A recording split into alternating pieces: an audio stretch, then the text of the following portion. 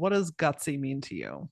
It means doing the thing. It means doing the dang thing. I think a lot of people don't reach their potential because they're worried about step 10 before they take step one. Worry about step one and do the thing. Welcome to the Gutsy Podcast, the show where you learn how to own what you actually want and shift the mind junk that's been holding you back. I'm Laura Ora, keynote speaker, coach, and your guide to help you get clarity, build confidence, and make the gutsy moves that change your life. Each week, I'm going to help you simplify things by teaching you how to get out of your head while stepping into action. This way you can achieve all those life shifts that you've been overthinking. Your desire, that drives you. But gutsy, that's what gets it done.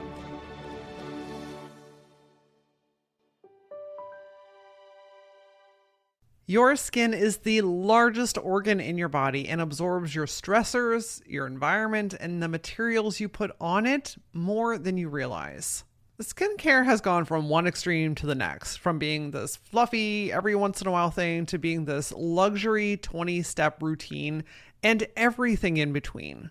Look, it doesn't need to be that complicated, but it does need your attention. Noticing and acknowledging your skin is a way for you to understand what your body is telling you. And prioritizing caring for it, listen, friend, you've got one vessel. And if you're not willing to take care of it, how are you going to accomplish the amazing things that you were put on this earth to do?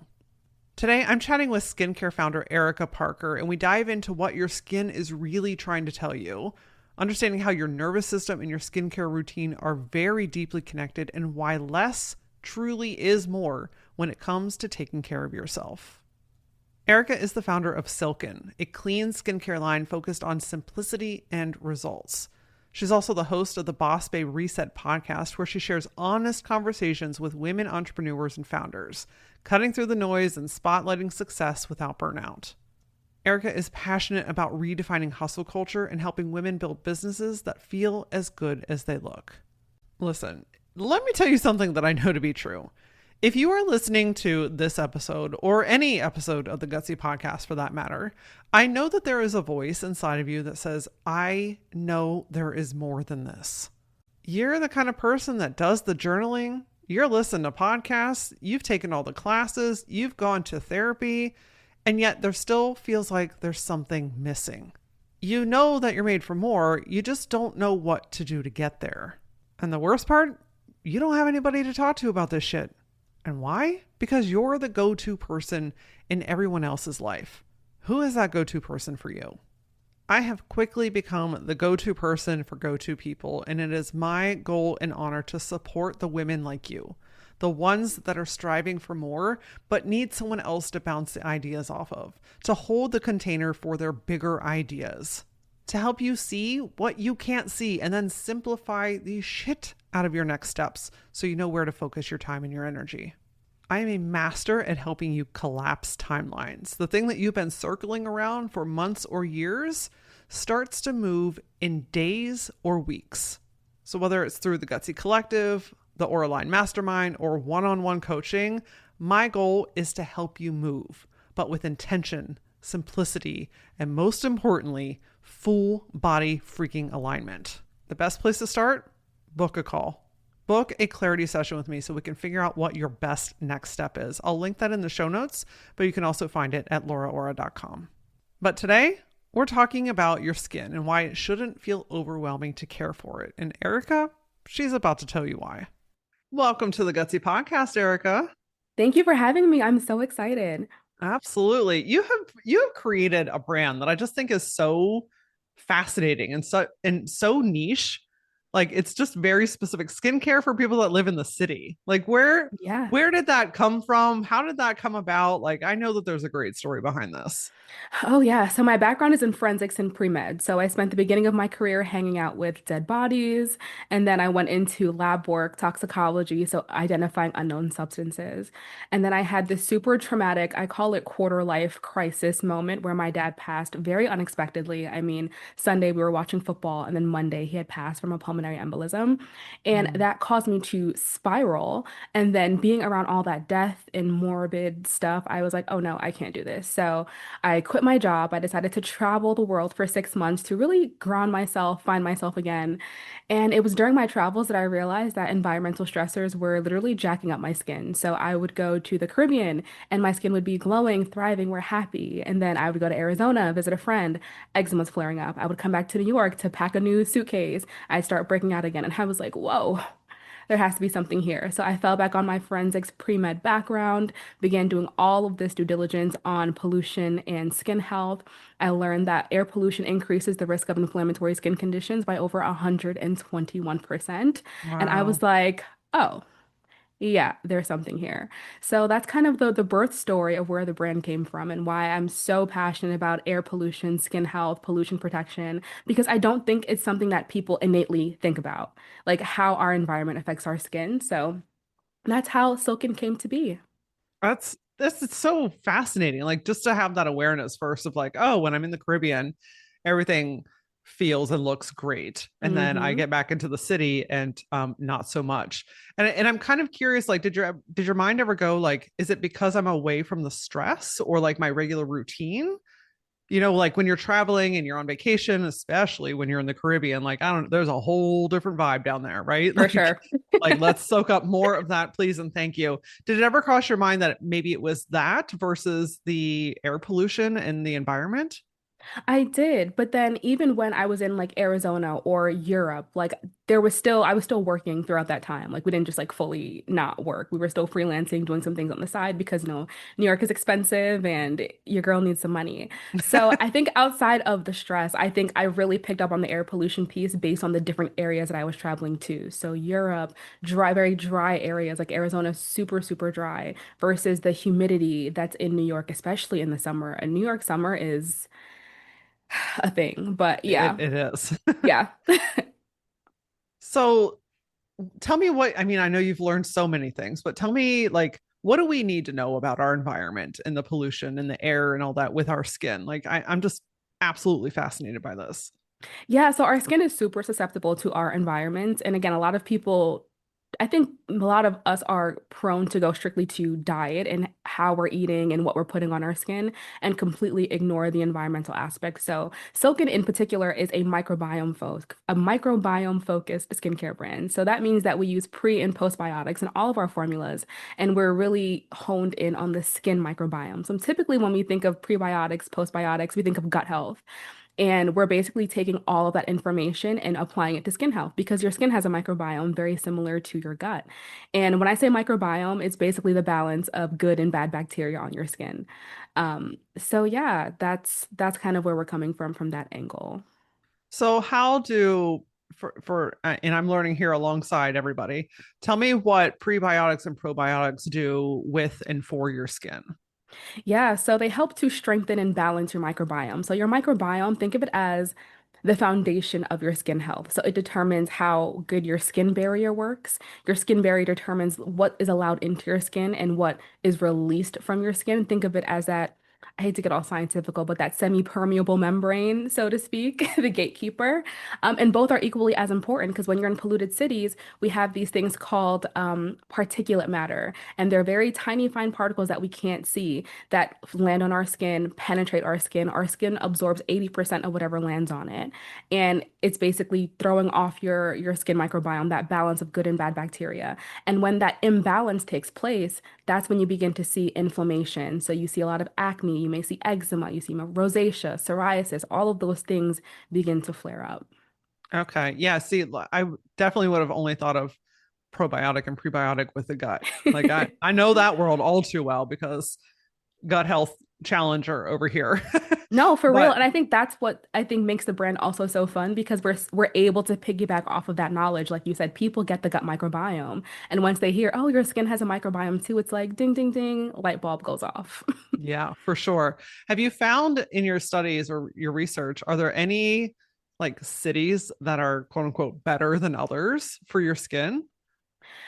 So I wouldn't say better than others. So I like to look at it in regards to population density. So obviously, the more densely populated an area is, the more pollution, the more high traffic, all of those things are going to increase the amount of pollution that's in the air.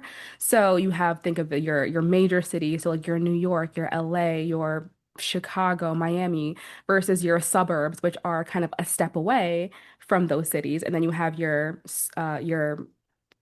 rural, I was going to say suburban, but your rural areas, which are less densely populated. But I mean, the way that New York is industrialized, or the way America has industrialized over the years, it's pretty consistent throughout.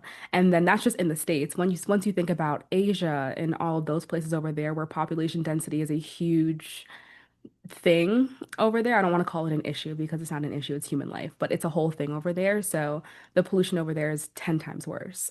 Yeah, I can imagine. So what do we need to be doing with our skin that maybe we're not already doing or not familiar with? Yeah, so when it comes to products that you're using, a lot of people don't patch test, one, understanding like what works for your skin and what doesn't work for your skin. And then understanding your skin type are two things that I think a lot of people miss. So understanding your skin type means like, are you oily? Do you have dry skin? Do you have sensitive skin? Do you have combination skin? Understanding your skin type to better understand what products you should be using. So once you understand your skin type, then you should begin patch testing products. Typically, we buy a new product and we just lather it all over our face, or we're using 10 new products at once. So now we don't know what effect is actually happening from the products that we're using. So I think that's a step that a lot of people miss. Identifying your skin type, I think, is the foundational level because then everything else in your skincare routine should, in theory, be built upon that. Okay, so like if you so for instance, I have sensitive combo skin, so I've got a Hmm. couple going on. So I'm very intentional about making sure that I'm using products that support that. But I don't we're just not like we're not taught how to even understand what those things mean. Like Yeah. I found out, on Google one day, and then thank goodness my sister is an esthetician, so she's helped me with a lot of things and understanding my skin as well. But like, how do you even figure out what those things are or what they mean? Yeah, it's a conversation that's not big enough, in my opinion, hence why Silkenn exists. And we're really trying to build this community about understanding environmental stressors and skin health. But for example, I like to do it's what is it called? A blot test. So you know, like blotting paper when you're wearing makeup and you'll oil patch and kind of pick up all the oil on your face. Get yourself one of those. You're gonna wash your face, let your face sit for 10, 15 minutes, and then take that blotting paper and just pat the different areas of your face. See where it's dry, where it's oily, see where it's flaky. Really just take a second to just hone in and just become one with your skin and be very obsessed with yourself and see what all the nuances are on your skin with absolutely no product on it. And it should help you get a better understanding of what type of skin you have. So if you wash your face, you blot the paper and you're only oily on your forehead and your nose, which we call your T-zone. Okay, then you likely have combination skin. If you're oily all over, then you're an oily babe. I'm sorry. Yeah. And if you just see a lot of texture, a lot of flakiness, a lot of dryness, you probably have a more severe condition like an acne or an eczema. So you'd want to get products that cater to that skin type. And tell me, why is it so important to have skincare products that support that type of skin? I mean, I think I have an idea, but I don't want to make any assumptions here.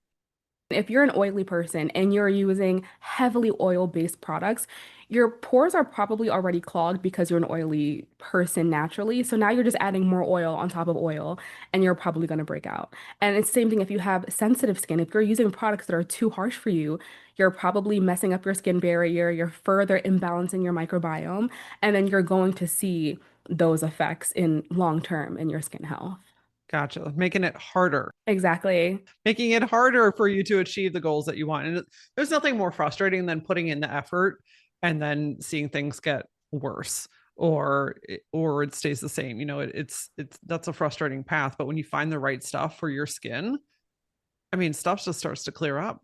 Exactly. Like instantaneously. Like once you find your rhythm, it's like, oh, we're here. And it's like, exactly.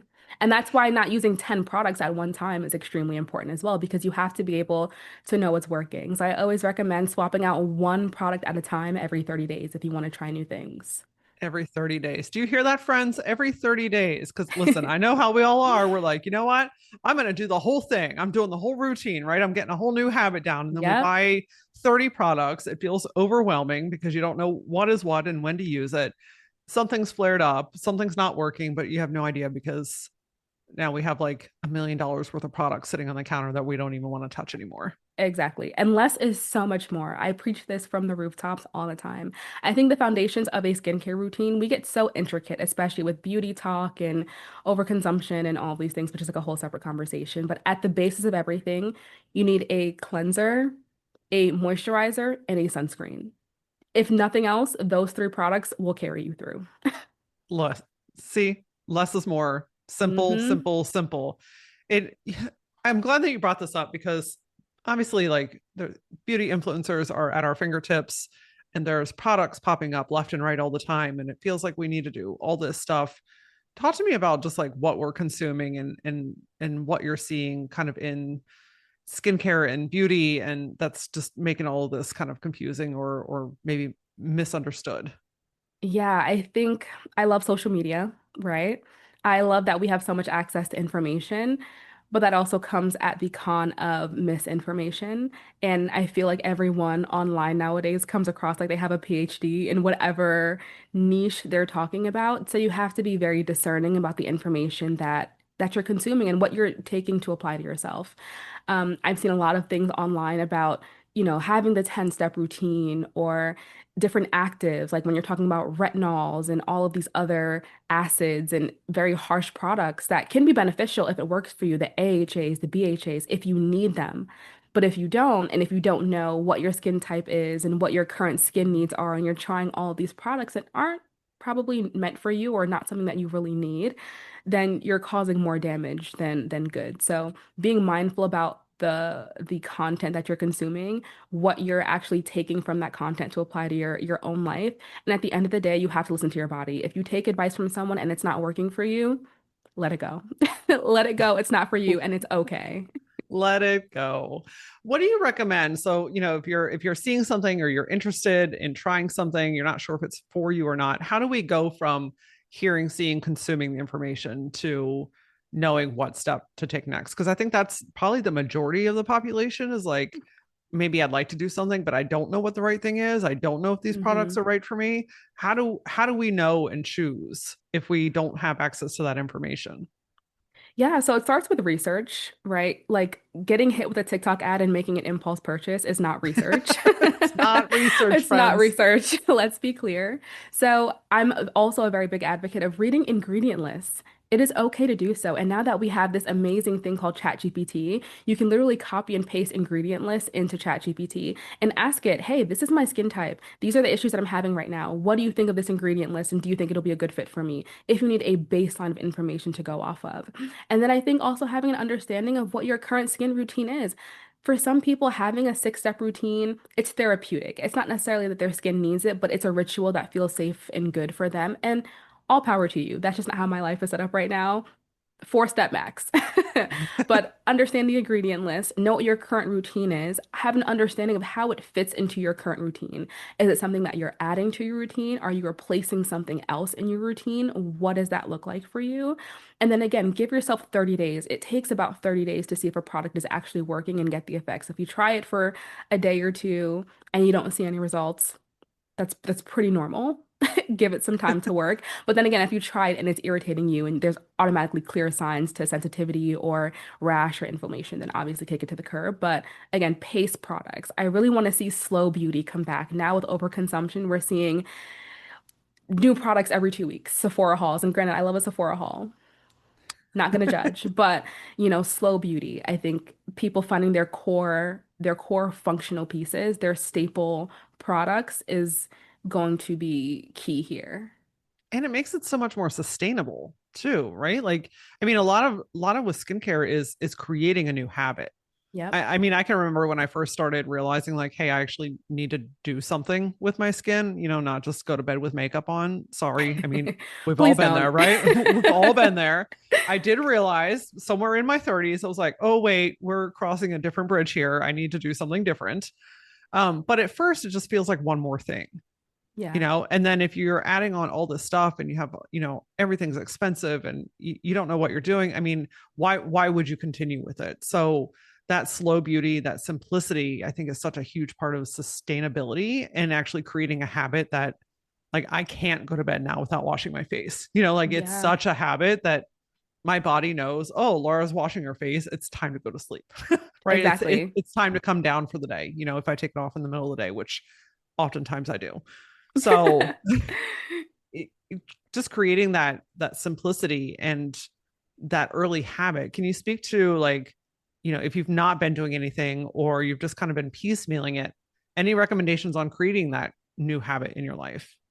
Yeah, so that's one of the things I love most about skincare because even for myself, it's very ritualistic. Even though it may not be 10 steps, it's something that I do at the end of the night that really just makes me feel calm. So in the morning, I have a very simple routine. Again, those three, four products, keep it pushing. But at night, I like to take my time. So outside of just doing my normal skincare, I love to steam my face if I have the chance to. So getting a steamer, kind of sit over there, opens up your pores and allows your body to better absorb the products that you're putting on it. My newest obsession is gua shaing. So I don't know if you've seen like the curved tool and you kind of use it to contour your face. Yep. Really helps to relieve inflammation. Love that. And it gives me a time to slow down and again, really get in tune with your body. I tell people all the time, you need to be obsessed with your body because our bodies are always communicating with us. The answer is, are we listening? And especially on your face. If you look up, there's a Chinese practice called face mapping.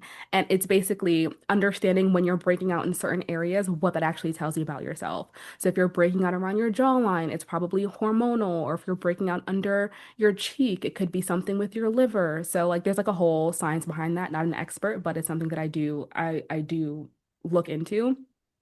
But if you're trying to figure out again those foundational pieces, again, it goes back to those core principles. It's like, what does your skin need? What do you need? What issues are you picking up on that you may want to address, or concerns that you're picking up on that you want to address, and really building it from there. Perfect.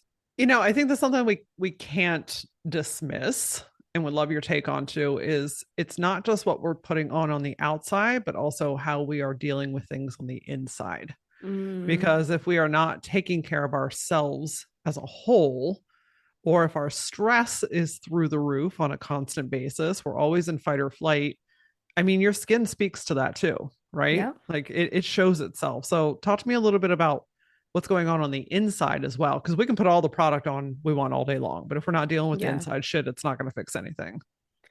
Yeah, so cortisol is one of those really strong hormones. That stress hormone can really show up in many different areas. And outside of your skin, I mean, your sleep, your mental, your cognitive ability to stay focused. I mean, it affects all of these different areas around your body.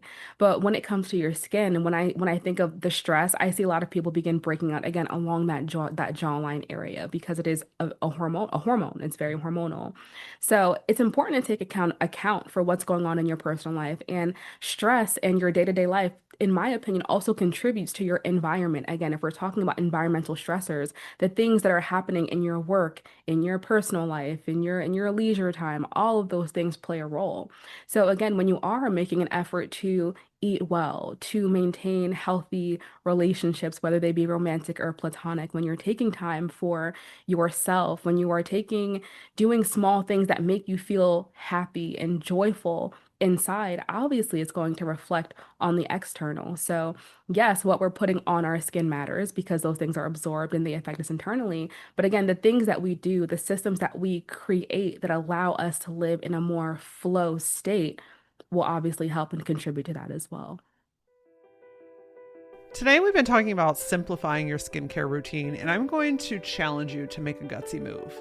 Instead of saying, yes, this episode fires me up, yes, I want to do that, and then you go back to your daily routine, I challenge you to either pause here or build in intentional time today to go to your cabinet, your vanity, your bathroom counter, wherever you keep all of your skincare stuff.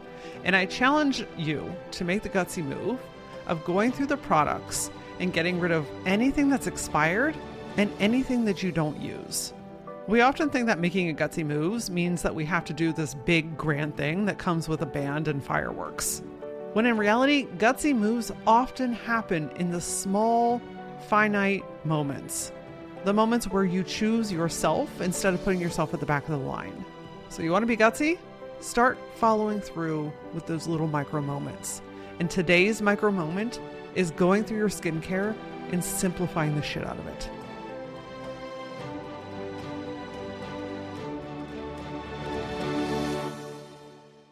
Yeah, absolutely. I mean, I've been in seasons where I'm stressed out or I've been not sleeping well, or, you get off the eating bandwagon for a while. Like, my skin will tell you.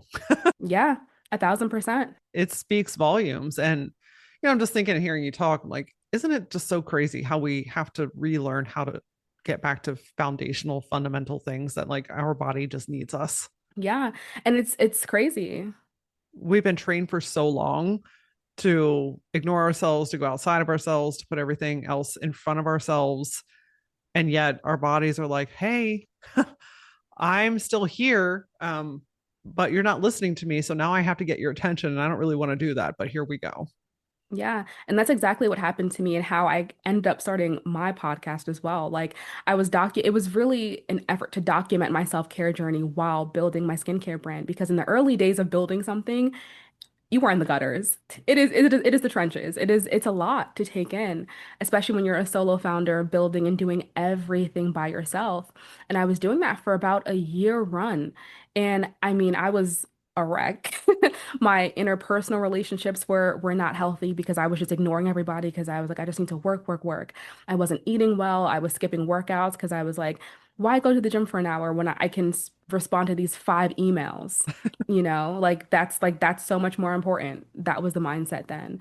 I wasn't sleeping well. I was waking up in cold sweats. I was Ooh. breaking out. I was just extremely overwhelmed and extremely stressed. And I realized, okay, we're saying that we want to build this big thing, right? We want to build this big company and we want it to have an impact. But if we can't make it to the finish line, then it doesn't really matter. So we have to figure out a way to build in a sustainable way, or else we're never going to get there regardless. So what does it look like if we are being very setting boundaries with ourselves? If we're not taking meetings after 7 o'clock on a weekday, if we are not compromising on our workouts and we are blocking it off on our calendar so people cannot book meetings with us during that time? What does it look like to get yourself on a meal plan or set up recurring groceries so that you know exactly what you're eating throughout the week so you don't have to eat pizza and tacos every single day? What does that look like? Because if we're going to be in this for the long haul, building something big is a marathon, it's not a sprint. So if we're going to be in this for the long haul, we're going to have to set some boundaries. And what does that look like? And the biggest tell at that time was also my skin. My skin was a wreck. And I think for me, like I can be a little vain. Like, yeah, we all want to look good. And outside of all of those things, once my skin started to flare up and I was like looking, in my opinion, crazier than ever, that was like that alarm. Like that was like that last thing where my body's like, you're not listening to anything else I'm doing, so I'm gonna mess with your vanity to get your attention because I know that that'll get you. And yeah, you have to listen to your body because eventually you're gonna get to that point, that breaking point where it's like, whoa, okay, there's a lot wrong here. And the course correction of it all can be equally as overwhelming as the stress that was causing it in the first place. And you have to gently find your way back to ground zero. Gently find your way back. Yeah. And it's acknowledging and really owning your self-worth. Yeah, Like, hey, I'm able and worthy of building this business, but I have to take care of the vessel that's getting me there. You exactly. brought up a word that I think is just so strong, is that sustainability. Like, if you're just crashing out, if you're burning every ounce of you that you have every single day just to get to a certain point, we all know that goalpost is always moving. So Exactly. That's the what part they don't tell you. that's the part they don't tell you. You at what point do you arrive? Right. I have not met very many entrepreneurs, if any, that are like, I have arrived. Because You don't. the entrepreneurial mindset is like, hey, I've gotten this far, but now I've got the next goal, right? Hmm. I know where I want to go next, or I got a new idea to add into this, or something's expanding in a whole new way that you didn't expect. So I've never really seen anybody, quote unquote, arrive.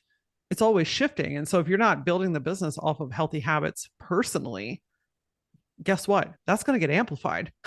Yeah.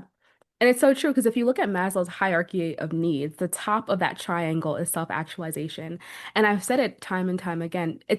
I don't believe, and it could be a controversial take, I don't know, but I don't think that self-actualization is something that you achieve during this lifetime. Because if you're truly an ambitious person, if you are a person that believes that your life has purpose, every single day your goal is to live out whatever that purpose, whatever that vision is for yourself. So you're never going to reach that self-actualization if every day you know that your life has purpose. And that's okay because it gives you something to strive for. Yeah, absolutely. You shared with me one of your biggest lessons that you've learned is that slowing down is a strategy, not a Mm-hmm. setback. Talk to me about Yes. slowing down, which is obviously everyone's favorite thing to do. Yeah, it's great. So easy to do, you know. But yeah, slowing down, it goes back to that sustainable piece, right? So what does it look like if if you take away all of the achievements, all the goals, you kind of pack up the vision board, what does success look like for you in this season? And you can break that down into a year, 5 years, 10 years, 50 years. And what does success look like? So I know for me, success is it's very cliche, but it's being happy, right? It's having good relationships with my family. It's having a healthy body that is keeping me going.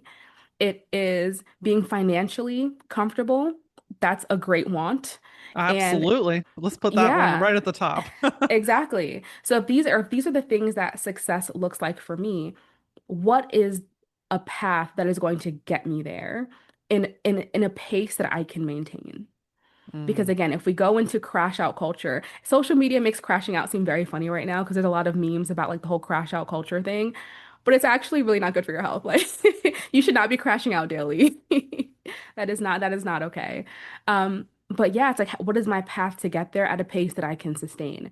So for me, again, it was putting different systems and strategies in place for that to be my reality. So again, it looks like time blocking my calendar. It looks like setting time on weekends dedicated to friends and family. It looks like not working on Sundays, not taking meetings or podcast recordings on Sundays because that's my Sabbath day and that's when I'm going to rest and restore. It looks like not taking meetings after a certain time. It looks like putting my phone down at a certain time and just vibing with the people around me. It's being present.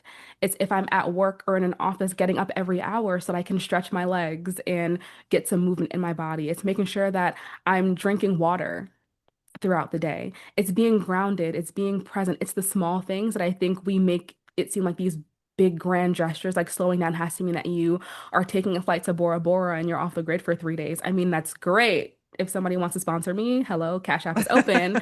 Um, but that's just not the reality for us. So it's you have to be very intentional about finding pockets of time in your day to slow down. And it doesn't have to be a grand gesture. It can be taking a walk without your headphones on, something as simple as that. It could be, something that one of my therapists had taught me was like feeling your fingerprints. So if you're ever in a stressful situation, take your thumb and your index finger and just rub them together and just grounding yourself and feeling the texture of your fingerprints. So it can be these small things that allow you to just ground yourself and feel present. That is what slowing down really looks like practically. I could not agree more. 10,000 times percent, 10,000 times percent. Yes. Um, I literally just did something similar to this today. I went out to eat lunch before coming down here to record with you. And I usually take my phone with me to lunch Mm, because I'm like, oh, that's my in between time. I'll catch up with what's going on in the world. I'll see what scroll TikTok because that's my fun place to be. Except I always end up getting pulled into something yeah. and then I disassociate and I'm not with my body and I'm eating, but I'm not even like consciously aware that I'm eating. I'm just like putting it in my mouth and then I'm done, but I don't really feel satisfied or grounded. And I'm just like on to the next thing. And today I was like, I Mm, think I'm just going to maybe leave it down here. And it's really uncomfortable at first when you change habits because you're so used to doing something a certain way that you're like, oh, this is wrong. Or what do I do with myself in these down times or these down moments? And I was doing exactly what you were talking about. I was looking around my kitchen. I was appreciating the things that I've been able to do and what I have and tasting the food and actually looking at the color of it. It sounds so simple, but we all want pretty similar things. I mean, if we yeah. just break it down to like simplistic stuff, we're all after very similar things, but we're chasing somebody else's version of how they're getting it. Oof. That's a bar right there. And then we're wondering why it's not working and why it's not sticking. Yeah. I don't know. Mhm. That just came to me as you were talking because I'm like, wow, we all really do kind of want the same thing. We're just going about it the wrong way. Yeah, or to take it a step further, you're chasing the version of someone else's life that you think you want to aspire to when it's not the life that you were actually called to live. Yeah. And then you throw in business. Oof. Now we've got a whole other layer. Now we're trying to build a life a certain way. Now we're trying to build a business a certain way. You're trying to achieve a certain level when like your nervous system and your body's not ready for something yet. Like Yeah. it just gets really complicated. And I think we just have to be willing to slow down long enough to even ask ourselves, what do we want in the first place? Yeah, We and skip that's why over that grounding is question. so important. Yeah, because if you look on social media, we already know is not reality. Like when you Yeah. look at these curated lifestyles, I tell people these people literally get paid to curate a lifestyle that you are meant to aspire to. Yeah. You are not them. Like their job on a daily basis is to curate content. You have a full-time job, you have children, you have a family to raise, you have a side hustle, you have all of these things that they don't. So there's no way that your life is going to look exactly like theirs. And that is very okay. Be honest with yourself, please. Come on. And I saw a TikTok the other day of a girl content creator with this immaculate kitchen, right? Where you're just like, oh, Hmm. kitchen of dreams. And she's like, but I want you to see the reality behind this. And she flips the camera around to all the shit that she took off of the counter, her KitchenAid Hmm. mixer and her cookbooks and the pile of keys and a stack of unopened mail. And it's just Yeah. chaos on the other side of the camera. And she's like, this is what it actually looks like behind the scenes. And the comments were just flooded with, thank you for showing us this. Thank you for like humanizing this because it's in that snapshot. We're like, oh, that's like perfection and it's Hmm. so clean and crisp and perfect. And it's like, but that's not the reality. Exactly. We're chasing something that is curated. Right. And that's why transparency is so important. Yeah. We have real ass lives with Real ass shit to do. yes, kids and spouses and businesses and jobs and all kinds of things that like we just have to back up for a second and remind ourselves that like, hey, we're seeing way more content now than we've ever seen in our entire life. Yeah. 20 years ago, what are you going to compare yourself to? Something in the newspaper? I was You know gonna what I say, mean? yeah. I don't even know if they publish those anymore. Like, They're around somewhere. I used to work for the phone book. I designed ads for the phone book. a time to be alive. If we want to go back to the archives when things were more simplistic, When well, smart branding was making sure that your business started with ABC or one, two, yes. three. So So you you can were get to at the the top of the top. list. Yep. Oh, I love it. Ericka, this has been such a refreshing conversation. I think a good reminder that things get to be easy Yeah. and simple is better. One final question before we wrap up. I got to know, what are we risking if we are not taking care of our skin? Because I think sometimes we're like, Mm. oh, this is like a fluffy thing, or oh, this is a novelty. What are we risking if we're not taking care of it? There's two ways to go about this question. One is from a vain perspective, and one is from a science perspective. So I'm going to start with vanity first because, hey, why not? Your skin is typically people's first impression of you. Let's be real. There's been a lot of studies that connect skin health and the way that your skin looks to mental health and understanding how that affects our confidence, the way that we show up in the world, and our ability to be um, everything that we have been called to be. So when you're not taking care of your skin personally, I feel like you're setting yourself back. You are literally preventing yourself from showing up as your full self and literally living out the calling that you were called to do in this world. You're literally hindering yourself. So that's from the vanity perspective. And then from a more health conscious science perspective, the skin is the biggest organ on the body. And it's the number one way that your body communicates what's happening internally in an external fashion. So if we're ignoring those signs, we could literally be ignoring very serious health concerns that our body is trying to communicate with us. So when I say be obsessed with your body, obsessed with yourself, obsessed with your skin, outside of the vanity of it all, it is for your health. It is for you to take time to slow down, whether it be when you're doing your skincare in the mirror and you're just feeling when you're washing your face, you're just feeling the different parts of your face. You're pressing in gently and just understanding what's going on. Does everything feel right? It's when you're in the shower and you're washing your body. It's taking your time and again, feeling across your body. Does everything feel okay? From the top of your head to the soles of your feet, how do you feel? And it's okay to do that. So it goes so much more than just skincare. It is truly self-care in its purest form. Oh, period. Mic drop. That was everything. Ericka, what is the best place for people to find you? Where can we connect with you? Where can we find out more about Silkenn? Tell us all the goods. Yeah, so if you want to learn more about me and connect with me, I share all of the behind the scenes, all things skincare, self-care, entrepreneurship on my personal Instagram page at the Ericka Nicole. That's TheErickaNicole. If you want to hear me yap a little bit more about all things self-care, Boss Babe Reset is where you can find me. We're on all streaming platforms, Boss Babe Reset. And then, yeah, if you want to learn more about our skincare brand, we are launching this fall, which I'm super, super excited about. Silkennco.com. That's SILKENNCO.com. Amazing. I'll make sure that we link all of that in the show notes. And I'd love to know, what does gutsy mean to you? It means doing the thing. It means doing the dang thing. I think a lot of people don't reach their potential because they're worried about step 10 before they take step 1. Worry about step 1 and do the thing. I hope that today's episode reminded you that being gutsy means taking care of yourself. If you're going to achieve those big things that you came here to do, if you're going to strive to the next level in your life or your career, friend, you've got to start prioritizing your body. And that doesn't have to mean a 10-step complicated routine. It means carving out intentional time, romanticizing and making this a ritual, starting to look at caring for yourself as a non-negotiable. Your body, your peace of mind, and likely your wallet are going to thank you. If there's a friend or colleague in your life that has been struggling with getting into a solid face care routine, I encourage that you share this episode with her. And if we're not friends, what are we doing? We need to connect online. You can find me on all the social platforms using @thatlauraora. And as always, until I see you next time, stay gutsy.